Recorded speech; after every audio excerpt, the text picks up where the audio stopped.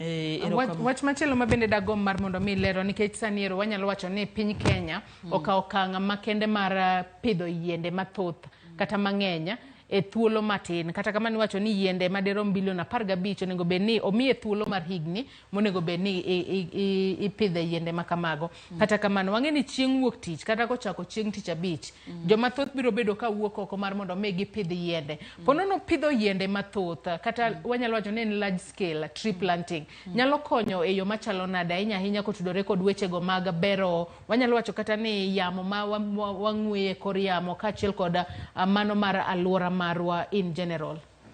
Kawa pidho yiende mang'eny biro miyo wa environment marwa bedo gi clean air kaka iwache no, wabiro yudo ka pollution cha odok chien, to be wabiro yudo ka wabiro protect the soil, wabiro increase biodiversity. Sani endi wan kane wadongo waneno kich ne kayo wa koni gi koni, tinde iyudo ni kata puothe mondo wang'e ni kiche matimo pollination to miyo ma cham dongo, wayudo ka kich dok chien, dede giri mane waneno ka dok chien, koro biodiversity marwa dok chien, to kodok chien to dhi affect the natural ecosystem. Koro kwa medo pidho yien to wabiro duogo winje mane waneno ka, wabiro duogo gigo duto ma degradation of course, kasto biro miyo wabedo gi improvement mar ecology. To kendo yien be miyo wa pesa.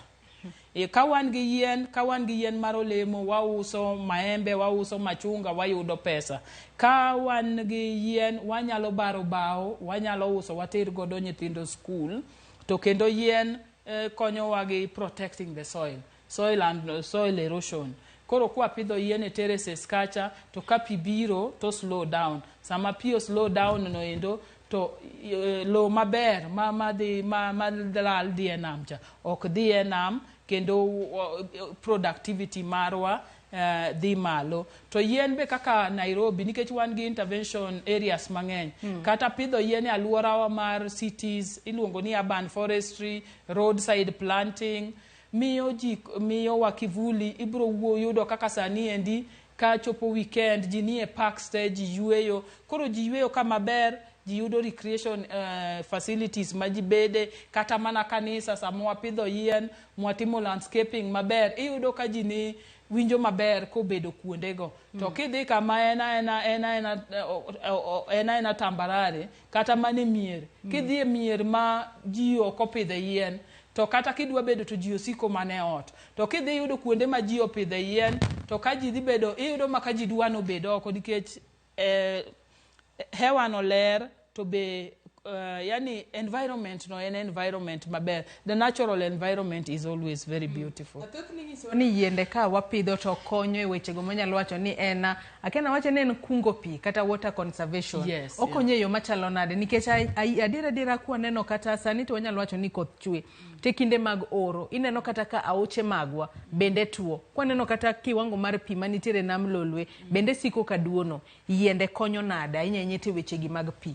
Yiende konyo kabisa e weche mag catchment areas, to kendo wa emphasize gimiluongo ni catchment conservation kata landscape approach. Ni kwa pidho yien, tu wachak pidho yien e wiye gode wa nyaka ore piny. Koro kwa pidho yien kamano, to saya sama pi ma koth ochwecha obiro, to obedo pi donje ilo, to bedo retained underground aquifers, to koro bang'e to koro obedo released pole pole, be yien ge machak yuaye obedo released pole pole into the environment. Koro kwa sa conserve water catchment areas, to kata mana jok mane piny gi conserve areas around kuma aoche nitiere, to miyo koro pi ma wan go ok bed evaporated, pi ma wan go no be kapo ni ndalo floods ok ridre te dichiel, odhi pole pole. To sana forest ka wan tiere godo,